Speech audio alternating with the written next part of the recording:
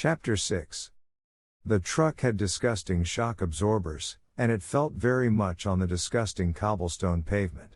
Candidate Maxim, holding his gun between his knees, carefully held Guy by the waist belt, reasoning that a corporal who cares so much about authority should not fly over the benches like any candidate Zoys. Guy didn't mind, or maybe he didn't notice his subordinate's courtesy.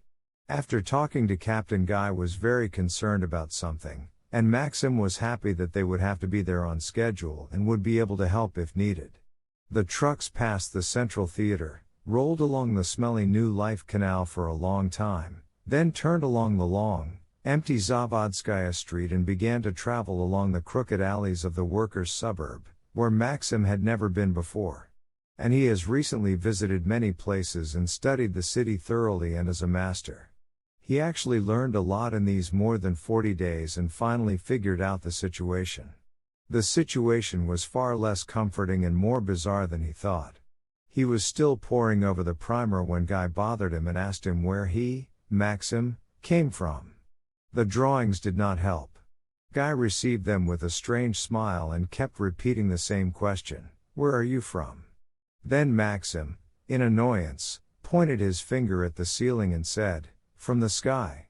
To his surprise, Guy found this quite natural and began to interrogatively use some words that Maxim first took for the names of planets in the local system.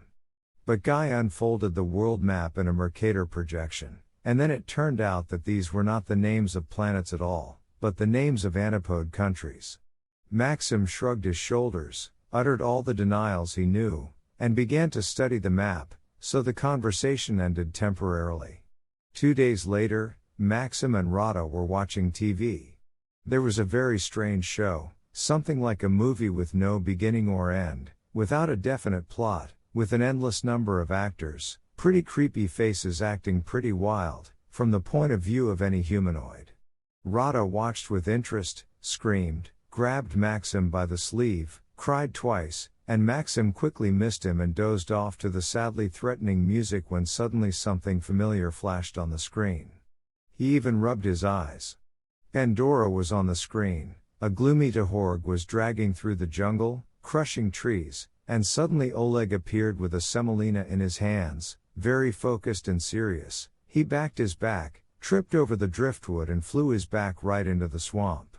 With great amazement, Maxim found out his own metagram, and then another one, but there were no comments, the same music was playing, and Pandora disappeared, giving way to a blind, skinny man who crawled across the ceiling, which was densely covered by a dusty web. "What is this?" Maxim asked, pointing his finger at the screen. "The program," Rada said impatiently. "It's interesting. Look at this." He never got the ball rolling, and he came up with the idea of dozens of different aliens faithfully remembering their worlds. However, he quickly abandoned this idea. The worlds were too scary and monotonous, deaf, stuffy rooms, endless corridors filled with furniture that suddenly grew in giant thorns, spiral staircases that screwed into the impenetrable darkness of narrow wells, barred basements filled with stupidly swarming bodies, between which they looked painfully and motionless. The faces, like those in Hieronymus Bosch's paintings, looked more like a crazy fantasy than real worlds. Against the background of these visions, Maxim's metagram shone brightly with realism, which, due to Maximov's temperament, was turning into romantic naturalism. Such programs were repeated almost every day. They were called the Magic Journey, but Maxim still did not fully understand their essence. In response to his questions, Guy and Rada shrugged their shoulders in bewilderment and said, "Broadcast. To make it interesting. A magical journey. A fairy tale. Look. Sometimes it's funny, it can be scary." And Maxim had the most serious doubts that Professor Behemoth's research was aimed at contact and that these studies were research at all. This intuitive conclusion was indirectly confirmed a decade later, when Guy entered the distance school competition for the first officer rank and began to learn math and mechanics. The schemes and formulas from the elementary ballistics course perplexed Maxim. He bothered Guy. Guy did not understand at first, and then, with a condescending grin, explained to him the cosmography of his world. And then it turned out that an inhabited island is not a ball, is not a geoid, and is not a planet at all. The inhabited island was the world, the only world in the universe. Underneath the Aborigines' feet was the solid surface of the sphere of peace. Above the heads of the Aborigines, there was a giant but finite gas ball of unknown composition and physical properties that were not yet entirely clear. There was a theory that gas density was rapidly increasing towards the center of the gas bubble, and there were some mysterious processes that caused the so-called world light to change regularly in the brightness of the so-called world light, causing the change of day and night. In addition to short-period, daily changes in the state of the world, there were long-period changes in temperature and the change of seasons that generated seasonal fluctuations in temperature. The force of gravity was directed from the center of the world sphere perpendicular to its surface. In short, an inhabited island existed on the inner surface of a huge bubble in the endless firmament that filled the rest of the universe. Maxim, completely stunned by the surprise, began to argue, but very soon it turned out that he and Guy spoke different languages, and that it was much more difficult for them to understand each other than for a convinced Copernican to understand a staunch Ptolemy follower. It was all about the amazing properties of this planet's atmosphere. First, unusually strong refraction has overstretched the horizon and since then has taught Aboriginal people that their land is not flat, and at least not convex, it is concave. Stand on the seashore, school textbooks recommended, and watch the ship move away from the pier. At first it will move as if on a plane, but the farther it goes, the higher it will go until it disappears in the atmospheric haze that obscures the rest of the world. Secondly, this atmosphere was very dense and phosphorescent day and night, so no one here ever saw the starry sky, and observations of the sun were recorded in chronicles and served as the basis for countless attempts to create a theory of world light. Maxim realized that he was in a gigantic trap, that contact would be possible only when he could literally turn natural ideas that had developed over thousands of years inside out. Apparently, this has already been tried here, judging by the popular Masraksha curse, which literally meant the world inside out. In addition, Guy talked about a purely abstract mathematical theory that viewed the world differently. This theory dates back to ancient times, was once persecuted by the official religion, had its own martyrs, received mathematical harmony through the works of brilliant mathematicians of the last century, but remained purely abstract, although, like most abstract theories, it finally found practical application only recently, when ultra-long-range ballistic missiles were created. After considering and comparing everything he knew, Maxim realized, first of all, that he had looked crazy here all this time and that it was not for nothing that his metagrams were included in the schizoid magic journey. Secondly, he realized that for the time being he must keep quiet about his alien origin if he does not want to return to Behemoth. This meant that the inhabited island would not come to his aid, that he could only count on himself, that the construction of the null transmitter was being postponed indefinitely, and he himself was probably stuck here for a long time, maybe Masaraksha, forever. The hopelessness of the situation almost knocked him off his feet, but he clenched his teeth and forced himself to think logically. Mom is going to have to go through a tough time. She will feel immensely ill, and the thought alone discourages anyone from thinking logically. If he were not right, this mediocre closed world. But I only have two options, either yearn for the impossible and bite my elbows powerlessly, or pull myself together and live. To really live the way I've always wanted to live, to love my friends, to achieve goals, to fight, to win, to fail, to get hit, to give back, anything but wring my arms in despair. He stopped talking about the structure of the universe and began asking Guy about the history and social structure of his inhabited island. The story wasn't good. Guy had only fragmentary information from it, and he did not have any serious books. There were no serious books in the city library either. But it was possible to understand that the country that sheltered Maxim was much larger until the last destructive war and was run by a bunch of mediocre financiers and degenerate aristocrats who drove the people into poverty, corrupted the state apparatus and finally got into a major colonial war unleashed by their neighbors. This war has engulfed the whole world, millions and millions have died, thousands of cities have been destroyed, dozens of small states have been swept off the face of the earth, and chaos has reigned in the world and the country. These are the days of severe famine and epidemics. A handful of exploiters suppressed attempts at popular uprisings with nuclear weapons. The country and the world were on their way to death. The situation was saved by unknown fathers. Apparently, this was an anonymous group of young general staff officers who one day, with only 2 divisions, very unhappy to be sent to a nuclear meat grinder, staged a coup and seized power. This happened 24 years ago. Since then, the situation has largely stabilized, and the war has somehow subsided, although no one has made peace with anyone.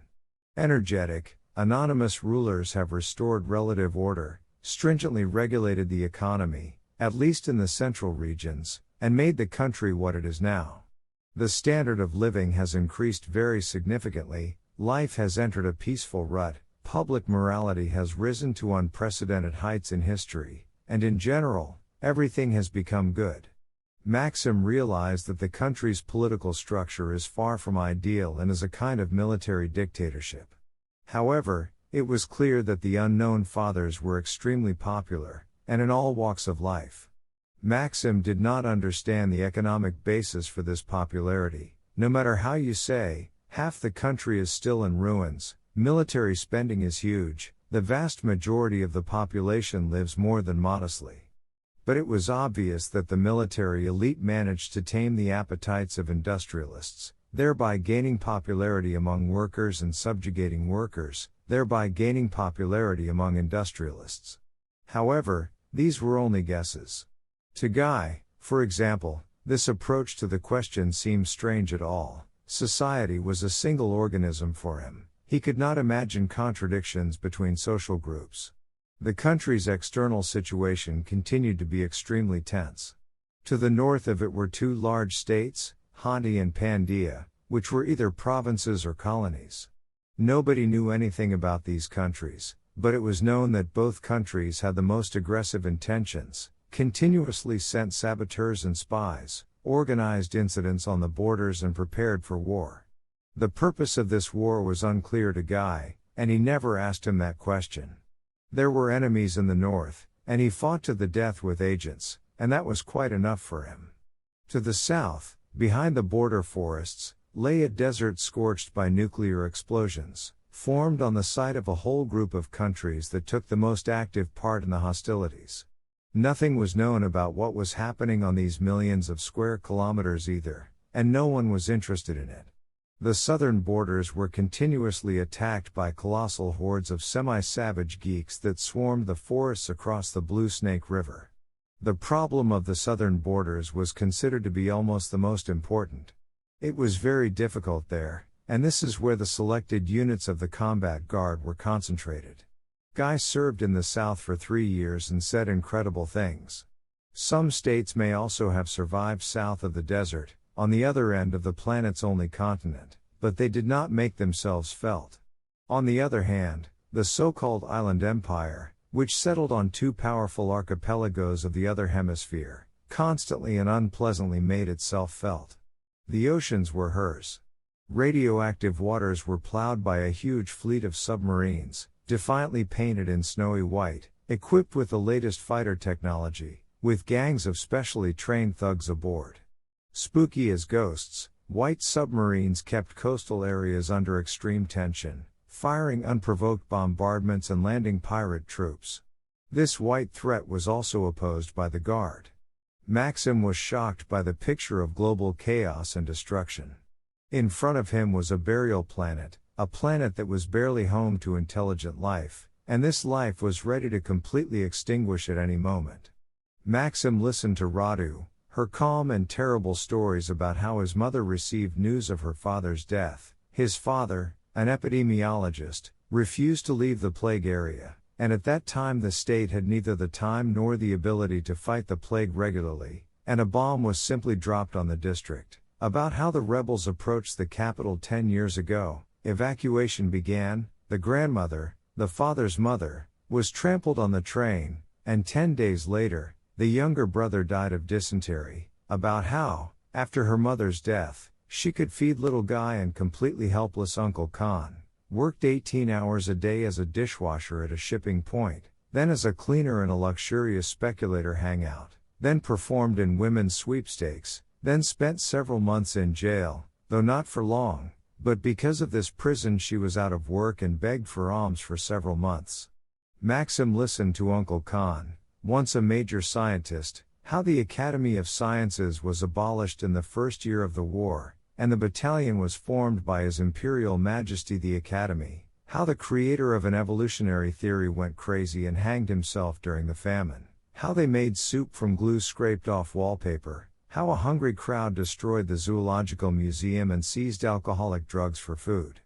Maxim listened to Guy, his simple stories about building ballistic defense towers on the southern border, how cannibals sneak up on construction sites at night and kidnap drunken workers and guards, how merciless ghouls, half humans, half bears, half dogs attack inaudible ghosts in the dark. The BZ, which was created at the cost of incredible hardships in the last years of the war, which, in fact, stopped hostilities, protecting the country from the air, which is now the only guarantee security from aggression from the north. And these bastards attack reflection towers, corrupt bastard, murderers of women and children bought with dirty money by Hanti and Pandai, geeks, scum worse than any Pied Piper. Guy's nervous face was distorted by hate. The most important thing here, he said, tapping the table with his fist, is why I went to the guard, not to the factory, not to the field, not to the office, to the combat guard, which is now responsible for everything. Maxim listened greedily, like a scary, impossible fairy tale, especially scary and impossible, because all this really happened, that much and much of it continued to happen. And the worst and most impossible thing could happen again at any moment. He became ridiculous and ashamed to think about his own troubles. His own problems became a toy, some kind of contact, a null transmitter, longing, broken arms. The truck turned steeply into a narrow street with high-rise brick buildings, and Pandey said, "We've arrived." Passers-by on the sidewalk ran to the walls, hiding themselves from the headlights. The truck stopped, and a long telescopic antenna extended above the driver's cabin. "Get out," the commanders of the 2nd and 3rd sections garked with one voice, and the guards fell over the sides. "Stay where you are in the 1st section, Guy commanded. Pandey and Maxim, who jumped up, sat down again. "Figure it out for 3, corporals yelled on the sidewalk. "Section 2, go ahead. "Section 3, follow me." Savvy Boots laughed, a woman's voice screamed enthusiastically, someone from the upper floor screamed piercingly. "Gentlemen! Combat Guard! Long live the Combat Guard!" "Hooray!" pale people shouted, huddling against the walls so as not to interfere. It was as if these passers-by were waiting for the guards here and now. Having waited, they were happy with them like best friends. Sitting to Maxim's right, candidate Zoy's, just a boy, long, skinny as a pole, with whitish fluff on his cheeks, poked Maxim in the side with his sharp elbow and winked happily. Maxim smiled back. The sections had already disappeared from the entrances, only corporals were standing at the door, standing firmly, securely, with their faces still under the berets. The cabin door slammed, and Captain Chachu's voice croaked. "First section, come out and build up." Maxim jumped over the side. When the section was built, the captain moved his hand to stop Guy, who ran up with a report, came close to the ranks and commanded. "Wear helmets." The real rank and file seemed to be waiting for this team, and the candidates were a little hesitant. The captain, tapping his heel impatiently, waited for Zoysa to handle his chin strap and commanded right and run forward. He ran ahead, clumsy and clever, waving his crippled hand hard, leading a section under a dark arch past iron tanks with rotting garbage, into the courtyard, narrow and gloomy, like a well filled with wood piles of firewood, turned under another arch, just as dark and smelly, and stopped in front of a peeling door under a dim with a light bulb. "Attention," he croaked. "The top 3 and candidate Sim will come with me. The others will stay here. Corporal Gall, whistle the other 3 whistle to me upstairs to the 4th floor. Don't let anyone out, take them alive, shoot only as a last resort. The top 3 and candidate Sim, follow me." He pushed the peeling door and disappeared. Maxim, overtaking Pondy, followed. Behind the door was a steep stone staircase with sticky iron railings, narrow and dirty, illuminated by some unhealthy purulent light. The captain quickly ran up 3 steps. Maxim caught up with him and saw a gun in his hand. Then Maxim took off his gun from his neck while running. For a second he felt nauseous at the thought that he might have to shoot at people now, but drove away the idea. They were not people, they were animals worse than the mustachioed Pied Piper, worse than spotted monkeys, and the vile slush under his feet, purulent lights, and harrowing walls confirmed and maintained this feeling. 1st floor. A suffocating kitchen child, in the crack of a ajar door with rags, is a frightened old woman's face. A crazy cat shies away from under her feet with meat. 3rd floor. Some idiot left a bucket of garbage in the middle of the platform. The captain knocks down the bucket, the garbage flies in flight. Masaraksh. Pondy growls from below. The boy and girl hugged each other and snuggled in a dark corner, their faces were frightened and joyful. "Get out, down," the captain croaks on the run. The 4th floor. An ugly brown door with peeled oil paint, a scratched tin plate that says, "Gobi, dentist. Reception anytime." Someone is screaming for a long time outside the door. The captain stops and wheezes, "Castle." Sweat is rolling down his black face. Maxim doesn't understand. The run-in Pandy pushes him away, puts the barrel of the machine gun to the door under the handle, and gives him a turn. Sparks are falling, pieces of wood are flying, and now, as if in response, shots clap deaf outside the door. Through a long scream, chips are flying miserably, and something hot and thick sweeps above Maxim's head with a vile scream. The captain opens the door, it's dark, and yellow flashes of gunfire illuminate clouds of smoke. "Follow me," the captain wheezes and dives headlong into the flashes. Maxim and Pandy rush after him, the door is narrow, and the crushed Pondy blows short. Hallway, stuffiness, powder smoke. The threat is on the left.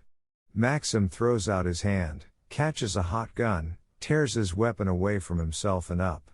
Someone's twisted joints crunch quietly but terribly, and a large soft body freezes in a weak-willed fall. Ahead, in the smoke, the captain croaks, "Don't shoot. Take it alive." Maxim throws his gun and breaks into a large, lighted room. There are so many books and paintings here, and there's no one to shoot at here. 2 men are writhing on the floor.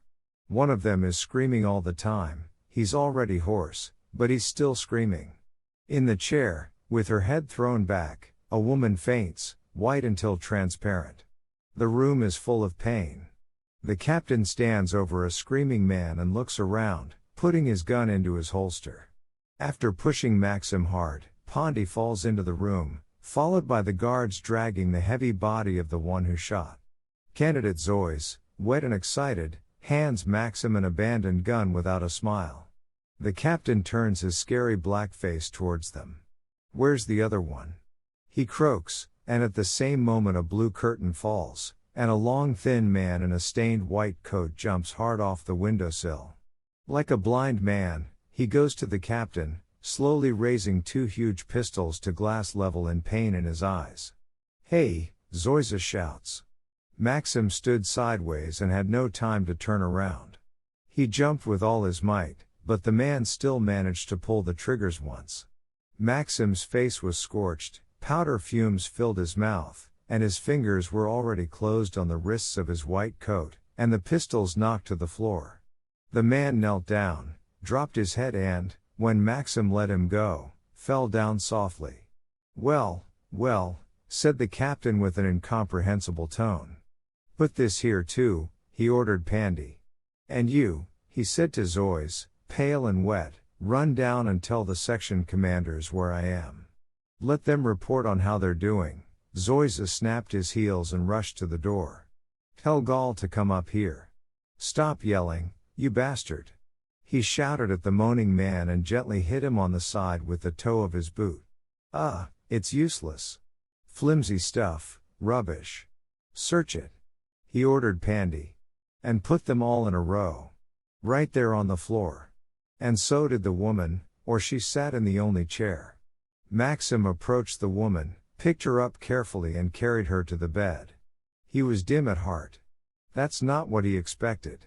Now he didn't even know what he expected. Yellow, hated fangs, a vicious howl, a fierce fight for life and death. He had nothing to compare his feelings with, but for some reason he remembered how he once shot a Tahorg and how this huge, formidable and ruthless animal, according to rumors, fell into a huge hole with a broken spine, cried softly, plaintively and muttered something in death, almost articulate. Candidate Sim, croaked the captain. I ordered, to the floor. He looked at Maxim with his eerie transparent eyes, his lips seemed to cramp, and Maxim realized that it was not for him to judge here and determine what was right and wrong. He's still a stranger, he doesn't yet know their hate and their love. He picked up the woman and placed her next to the overweight man who was shooting in the hallway. Pandy and the second guardsman, puffing, diligently turned the prisoners' pockets out. And those arrested were devoid of memory. All 5 of them. The captain sat down in his chair, threw his hat on the table, lit a cigarette and lured Maxim with his finger. Maxim came over, bravo snapping his heels. Why did you drop the gun? The captain asked softly. You told me not to shoot. Mr. Captain. That's right. You told me not to shoot, Mr. Captain. The captain squinted his eyes and blew smoke into the ceiling. So if I told you not to speak, would you bite off your tongue? Maxim kept silent. He did not like the conversation, but he remembered Guy's instructions very well. Who is the father? The captain asked. Nuclear physicist, Mr. Captain. Alive? That's right, Mr. Captain. The captain took his cigarette out of his mouth and looked at Maxim. Where is he? Maxim realized that he had blurted. It was necessary to get away. I don't know, Mr. Captain. Actually, I don't remember. However, you remember that he is a nuclear scientist. What else do you remember? I don't know, Mr. Captain. I remember a lot of things, but Corporal Gall thinks this is a false memory. Hurried footsteps were heard in the hallway, and Guy came into the room and stretched out in front of the captain. Take care of these half-corpses, Corporal, said the captain. Are there enough handcuffs? Guy looked over his shoulder at those arrested. With your permission, Mr. Captain, we'll have to take 1 pair in the second section. Go for it. Guy ran out, and his boots were already stomping in the hallway again. Section commanders appeared and reported that the operation was successful. 2 suspects had already been taken, and residents, as always, were actively assisting. The captain ordered to finish as soon as possible, and then hand over the password word Toomba to headquarters. When the section commanders left, he lit a new cigarette and remained silent for a while, watching the guards remove books from the shelves, flip through them and throw them on the bed. Pandy, he said softly, take pictures.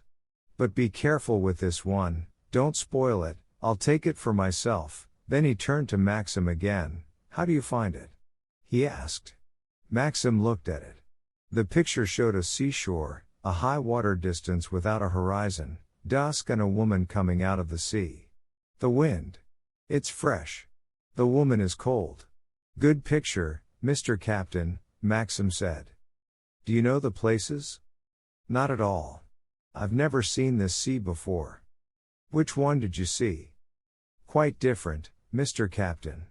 But this is a false memory. Nonsense. It's the same thing. But you were looking not from the shore, but from the bridge, and there was a white deck under you, and behind you, at the stern, there was another bridge, only lower. And it wasn't this woman on the shore, it was a tank, and you were pointing it under the tower. Do you know, puppy, what it's like to see a disc fall under a tower? Masaraksh, he hissed and crushed his cigarette butt against the table. I don't understand, Maxim said coldly. I've never let anything anywhere in my life. How do you know? You don't remember anything, Candidate Sim. I remember that I didn't suggest it. Mr. Captain. I remember not telling you, Mr. Captain. And I don't know what you're talking about. Guy came in, accompanied by 2 candidates. They began to heavily handcuff the detainees.